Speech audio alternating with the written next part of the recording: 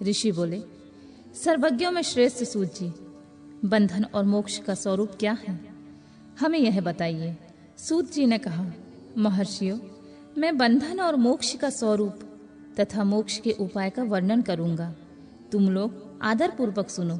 जो प्रकृति आदि 8 बंधनों से बंधा हुआ है वह जीव वृद्ध कहलाता है, और जो उन 8 बंधनों से छूटा हुआ है उसे मुक्त कहते हैं। प्रकृति आदि को वश में कर लेना मोक्ष कहलाता है। बंधक आगंतुक है और मोक्ष स्वतः सिद्ध है। वृद्ध जीव जब बंधन से मुक्त हो जाता है तो उसे मुक्त जीव कहते हैं। प्रकृति, वृद्धि, त्रिगुणात्मक, अहंकार और 5 तंत्र मात्राएं, इन्हें ज्ञानी पुरुष प्रकृति रस्तक मानते हैं। प्रकृति आदि 8 तत्वों के समूह से देह की उत्पत्ति होती है। देह से कर्म उत्पन्न होता है और कर्म से नूतन देह की उत्पत्ति होती है। इस प्रकार बारंबार जन्म और कर्म होते रहते हैं। शरीर को स्थूल, सूक्ष्म और कारण के भेद से 3 प्रकार का जानना चाहिए। स्थूल शरीर व्यापार कराने वाला, सूक्ष्म शरीर इंद्रियों भोग प्रदान करने वाला तथा कारण शरीर आत्मा आनंद की अनुभूति कराने वाला कहा गया है। जीव को उसके प्रारब्ध कर्मानुसार दुख और सुख प्राप्त होते हैं। वह अपने पुण्य कर्मों के फलस्वरूप सुख और पाप कर्मों के फलस्वरूप दुख का उपभोग करता है। अतः कर्मपाश से बंधा हुआ जीव अपने त्रिभिद शरीर में होने वाले शुभाशुभ कर्मों द्वारा सदा चक्र की भांति बारंबार घुमाया जाता है। इस चक्रवत भ्रमण की निवृत्ति के लिए चक्रकर्ता का स्तवन तथा आराधन करना चाहिए। प्रकृति आदि जो 8 पाश बतलाए गए हैं उनका समुदाय ही महाचक्र है, और जो प्रकृति से परे है वह परमात्मा शिव है। भगवान महेश्वर ही प्रकृति आदि महाचक्र के कर्ता हैं, क्योंकि वे प्रकृति से परे हैं। जैसे बकायन नामक वृक्ष की थाला जल को पीता और उगलता है, उसी प्रकार शिव प्रकृति आदि को अपने वश में करके उस पर शासन करते हैं। उन्होंने सबको वश में कर लिया है, इसलिए वे शिव कहे गए हैं। शिव ही सर्वज्ञ, परिपूर्ण तथा निष्प्रह है। सर्वज्ञता, तृप्ति, अनादि बोध, स्वतंत्रता, नित्य आलुप्त शक्ति से संयुक्त होना ही अपने भीतर अनंत शक्तियों को धारण करना। महेश्वर के इन 6 प्रकार के मानसिक ऐश्वर्यों को केवल वेद जानता है। अतः भगवान शिव के अनुग्रह ही प्रकृति आदि 8 तत्व वश में होते हैं। भगवान शिव की कृपा प्रसाद प्राप्त करने के लिए उन्हीं का पूजन करना चाहिए। यदि कहें शिव तो परिपूर्ण है, निष्प्रह है, उनकी पूजा कैसे हो सकती है, तो इसका उत्तर यह है कि भगवान शिव के उद्देश्य से उनकी प्रसन्नता के लिए किया हुआ सत्कर्म उनकी कृपा प्रसाद को प्राप्त कराने वाला होता है। शिवलिंग में शिव की प्रतिमा में तथा शिव भक्त जनों में शिव की भावना करके उनकी प्रसन्नता के लिए पूजा करनी चाहिए।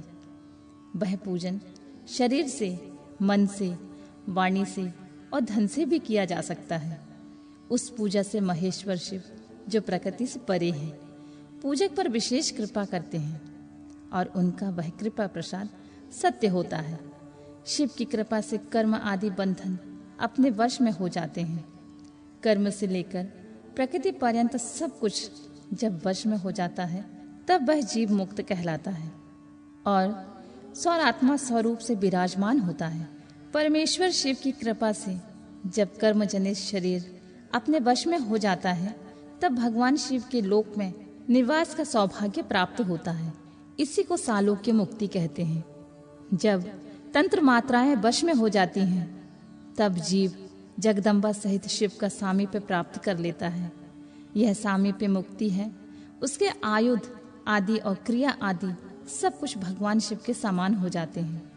भगवान का महाप्रसाद प्राप्त होने पर बुद्धि भी वश में हो जाती है। बुद्धि प्रकृति का कार्य है, उसका वश में होना सृष्टि मुक्ति कहा गया है।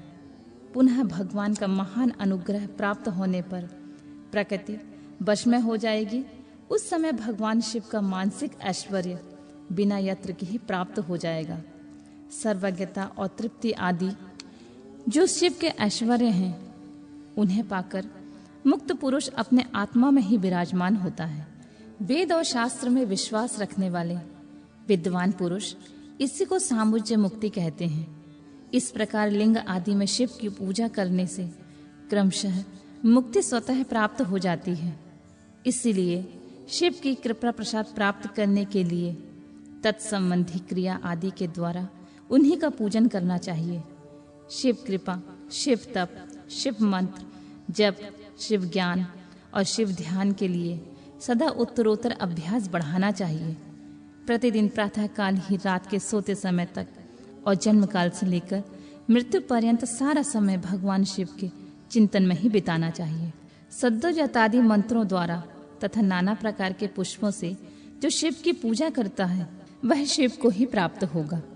ऋषि बोले, उत्तम व्रत का पालन करने वाले सूत जी, लिंग आदि में शिव जी की पूजा का क्या विधान है, हमें यही भी बताइए। सूत जी ने कहा, द्विजो, मैं लिंगों के क्रम का यथावत वर्णन कर रहा हूँ, तुम सब लोग ध्यान से सुनो। वह प्रणव ही समस्त अभीष्ट वस्तुओं को देने वाला प्रथम लिंग है। उसे सूक्ष्म प्रणव रूप समझो। सूक्ष्म लिंग निष्फल होता है, स्थूल लिंग सकल। पंचाक्षर मंत्र को ही स्थूल लिंग कहते हैं।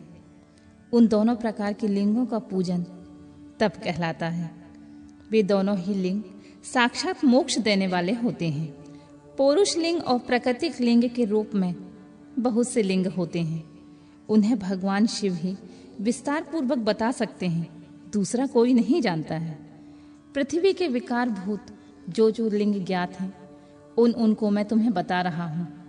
उनमें स्वयंभू लिंग प्रथम है, दूसरा बिंदु लिंग, तीसरा प्रतिष्ठित लिंग, चौथा चर लिंग और पांचवा गुरु लिंग है।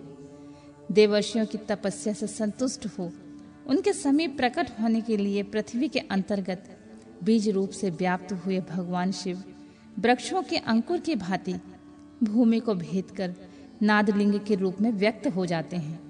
वे स्वतः व्यक्त हुए शिव स्वयं प्रकट होने के कारण स्वयंभू नाम धारण करते हैं। ज्ञानी जन उन्हें स्वयंभू लिंग के रूप में जानते हैं। उस स्वयंभू की पूजा से उपासक का ज्ञान स्वयं बढ़ने लगता है।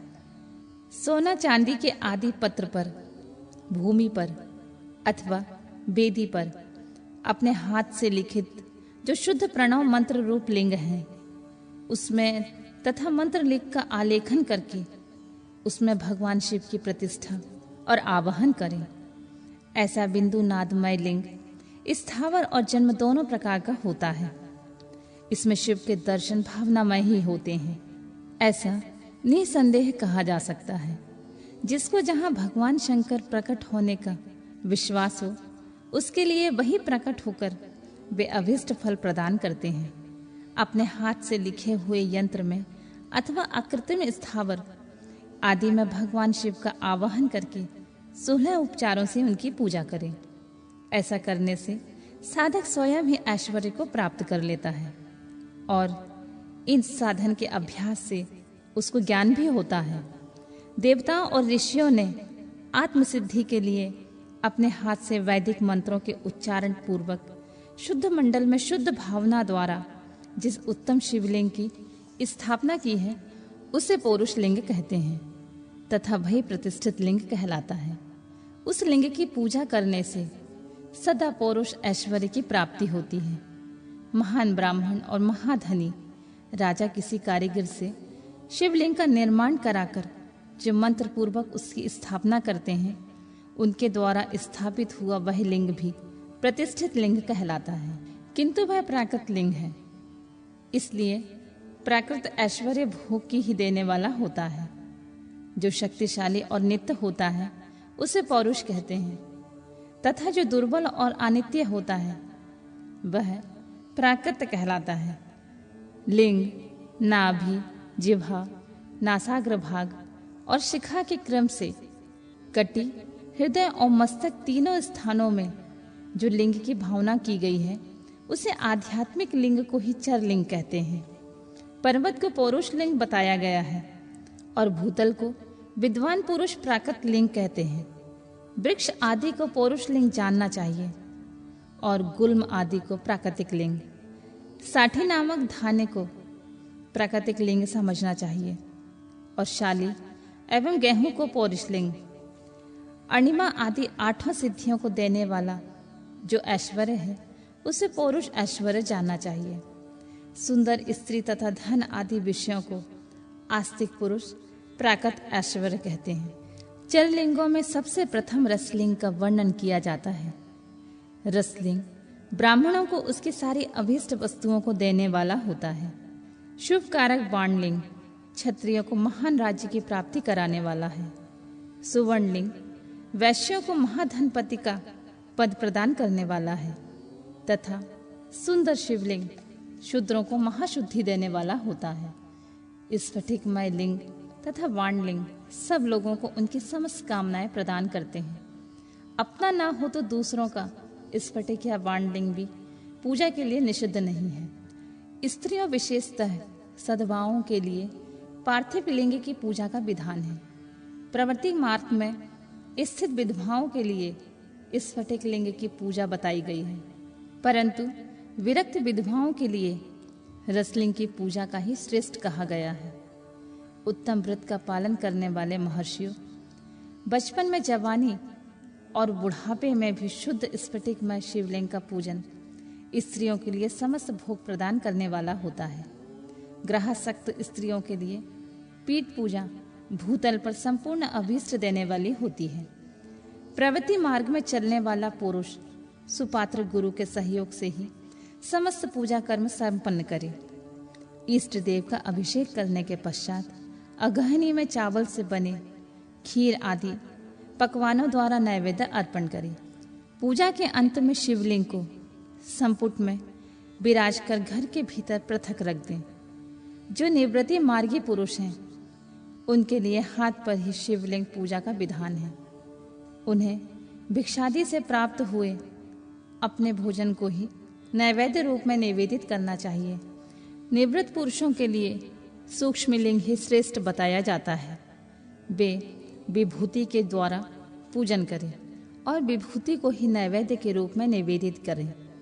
पूजा करके उस लिंग को सदा अपने मस्तक पर धारण करें। विभूति 3 प्रकार की बताई गई है: लोकाग्नि जनित, वेदाग्नि जनित और शिवाग्नि जनित। लोकाग्नि जनित या लौकिक भस्म को द्रव्यों की शुद्धि के लिए लाकर रखें। मिट्टी, लकड़ी और लोहे के पात्र को, धान्यों को, तिल आदि को द्रव्यों की, वस्त्र आदि को तथा पर्युषित वस्तु के भस्म से शुद्धि होती है। कुत्ते आदि से दूषित हुए पात्रों के भी भस्म से ही शुद्धि मानी गई है। वस्तु विशेष की शुद्धि के लिए यथोयोग सजल अथवा निर्जल भस्म का उपयोग करना चाहिए। वेदाग्नि जनित जो भस्म है उसको उन वैदिक कर्मों के अंत में धारण करना चाहिए। मंत्र और क्रिया से जनित जो होम कर्म है वह अग्नि में भस्म का रूप धारण करता है। उस भस्म को धारण करने से वह कर्म आत्मा से आरोपित हो जाता है। अघोर मूर्तिधारी शिव का जो अपना मंत्र है उसे पढ़कर बेल की लकड़ी को जलाएं। उस मंत्र से अभिमंत्रित अग्नि को शिवाग्नि कहा गया है। उसके द्वारा जले हुए काष्ठ का जो भस्म है वह शिवाग्नि जनित है। कपिला गाय के गोबर अथवा गाय मात्र के गोबर को तथा शमी, पीपल, प्लाश, बड़, अमलतास और बेर, इनकी लकड़ियों को शिवाग्नि से जलाएं। वह शुद्ध भस्म शिवाग्नि जनित माना गया है। अथवा कुश की अग्नि में शिव मंत्र के उच्चारण पूर्वक काठ को जलाएं। फिर उस भस्म को कपड़े से अच्छी तरह छानकर नए घड़े में भरकर रख दें। उसे समय समय पर अपनी कांति या शोभा बढ़ाने की वृद्धि के लिए धारण करें। ऐसा करने वाला पुरुष सम्मानित और पूजित होता है। पूर्व काल में भगवान शिव ने भस्म शब्द का ऐसा ही अर्थ प्रकट किया था। जैसे राजा अपने राज्य में सारभूत कर को ग्रहण करता है, जैसे मनुष्य सस्य आदि को जलाकर रांधकर उसका सार ग्रहण करते हैं, जैसे जठरानल नाना प्रकार के भक्ष भोज आदि पदार्थों को भारी मात्रा में ग्रहण करके जलाकर सारतात वस्तुएं ग्रहण करता तथा उस सारतर वस्तुओं से स्वदेह का पोषण करता है। उसी प्रकार प्रपंच करता परमेश्वर शिव ने भी अपने में अध्यय रूप में विद्यमान प्रपंच को जलाकर भस्म रूप में उनके सार तत्व को ग्रहण किया था। प्रपंच को दग्ध करके शिव ने उसके भस्म को अपने शरीर में लगाया। राख भभूत पोतने के बहाने जगत के सार को ही ग्रहण किया है। अपने शरीर में अपने लिए रत्न स्वरूप भस्म को इस प्रकार स्थापित किया है। आकाश में सार तत्व से केश, वायु के सार तत्व से मुख, अग्नि के सार तत्व से हृदय, जल के सार तत्व से कटिभाग और पृथ्वी के सार तत्व से घुटने को धारण किया है। इसी तरह उनके सारे अंग विभिन्न वस्तुओं के समरूप हैं। महेश्वर ने अपने ललाट में तिलक रूप से जो त्रिपुंड धारण किया है वह ब्रह्मा, विष्णु और रुद्र का सार तत्व है। वे इन सब वस्तुओं को जगत के अभ्युदय का हेतु मानते हैं। इन भगवान शिव ने प्रपंच के सार सर्वज्ञ को अपने वश में कर लिया है। अतः इन्हें अपने वश में करने वाला दूसरा कोई नहीं है। जैसे समस्त मृगों का हिंसक मृग सिंह कहलाता है और उसकी हिंसा करने वाला कोई दूसरा मृग नहीं होता है, अतएव उसे सिंह कहा जाता है। शकार का अर्थ है नित्य सुख एवं आनंद का, और इकार का अर्थ है पुरुष, और वकार का अर्थ है अमृत रूपा शक्ति। इन सब का सम्मिलित रूप ही शिव कहलाता है। अतः इस रूप में भगवान शिव को अपनी आत्मा मानकर उनकी पूजा करनी चाहिए। अतः पहले अपने अंगों में भस्म मलें, फिर ललाट में उत्तम त्रिपुंड धारण करें। पूजा काल में सजल भस्म का उपयोग होता है। उसे द्रव्य शुद्धि के लिए निर्जल भस्म का गुणातीत परम शिव राजस आदि का स्वीकार गुणों का अवरोध करते हैं, दूर हटाते हैं। इसलिए वे सबके गुरु रूप का आश्रय लेकर स्थित हैं। गुरु विश्वासी शिष्यों के 3 गुणों को पहले दूर करके फिर उन्हें शिवा तत्व का बोध कराते हैं। इसीलिए गुरु कहलाते हैं। गुरु की पूजा परमात्मा शिव की पूजा होती है। गुरु के उपयोग से बचा हुआ सारा पदार्थ आत्मा शुद्धि करने वाला होता है। गुरु की आज्ञा के बिना उपयोग में लाया हुआ सब कुछ वैसा ही है जैसे चोर चोरी करके लाई हुई वस्तु का उपयोग करता है। गुरु से भी विशेष ज्ञानवान पुरुष मिल जाए तो उसे भी यत्नपूर्वक गुरु बना लेना चाहिए। अज्ञान रूपी बंधन से छूटना ही जीव मात्र के लिए साध्य पुरुषार्थ होता है। अतः जो विशेष ज्ञानवान है वही जीव को उस बंधन से छुड़ा सकता है। जन्म और मरण रूप द्वंद्व को भगवान शिव के माया ने ही अर्पित किया है। जो इन दोनों को शिव के माया को ही अर्पित कर देता है फिर वह शरीर के बंधन में नहीं पड़ता। जब तक शरीर रहता है तब तक जो क्रिया के अधीन है वह जीव वृद्ध कहलाता है। स्थूल, सूक्ष्म और कारण तीनों शरीरों को वश में कर लेने पर जीव का मोक्ष हो जाता है, ऐसा ज्ञानी पुरुष का कथन है। माया चक्र के निर्माता भगवान शिव ही परम कारण है। वे अपनी माया के दिए हुए द्वंद्व का स्वयं ही परिमार्जन करते हैं। अतः शिव के द्वारा कल्पित हुआ द्वंद्व उन्हीं को समर्पित कर देना चाहिए। जो शिव की पूजा में तत्पर हो वह मौन रहे, सत्य आदि गुणों से संयुक्त हो तथा क्रिया, जप, तप, ज्ञान और ध्यान से एक एक का अनुष्ठान करता रहे। ऐश्वर्य दिव्य शरीर की प्राप्ति, ज्ञान का उदय, अज्ञान का निवारण और भगवान शिव के सामीप्य का लाभ, ये क्रमशः क्रिया आदि के फल हैं। निष्काम कर्म करने से अज्ञान का निवारण हो जाने के कारण शिव भक्त पुरुष उसके यथोक्त फल को पाता है। शिव भक्त पुरुष देश, काल, शरीर और धन के अनुसार यथा योग क्रिया आदि का अनुष्ठान करे। न्यायोपार्जित उत्तम धन से निर्वाह करते हुए विद्वान पुरुष शिव के स्थान में निवास करे। जीव हिंसा आदि से रहित अत्यंत क्लेश शून्य जीवन बिताते हुए पंचाक्षर मंत्र के जप से अभिमंत्रित अन्य और जल को सुख स्वरूप माना गया है। अथवा कहते हैं कि दरिद्र पुरुष के लिए भिक्षा से प्राप्त हुआ अन्न ज्ञान देने वाला होता है। शिव भक्त को भिक्षा से प्राप्त हो वह शिव भक्त को बढ़ाता है। शिव योगी पुरुष भिक्षात्र को शुभ शंभु सूत्र कहते हैं। जब किसी भी उपाय से जहाँ कहीं भी भूतल पर शुद्ध अन्न का भोजन करते हुए सदा मौन भाव से रहें और अपने साधन का रहस्य किसी पर प्रकट न होने दें। भक्तों के समक्ष ही शिव के महात्म्य को प्रकाशित करें। शिव मंत्र के रहस्य को भगवान शिव ही जानते हैं, दूसरा नहीं।